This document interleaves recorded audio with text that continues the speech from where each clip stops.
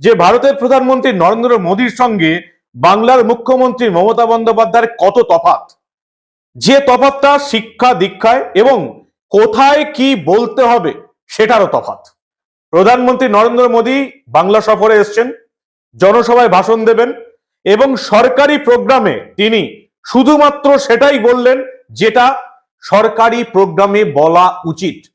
মমতা বন্দ্যোপাধ্যায়ের মতন সরকারি প্রোগ্রামকে তিনি নিজের দলের রাজনৈতিক মঞ্চ হিসাবে ব্যবহার করলেন না।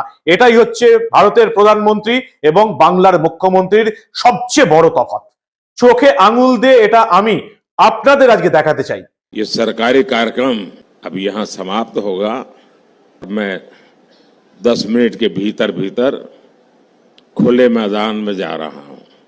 बहुत सारी बातें आज मुझे कहनी है, लेकिन उस मंच पे कहूंगा।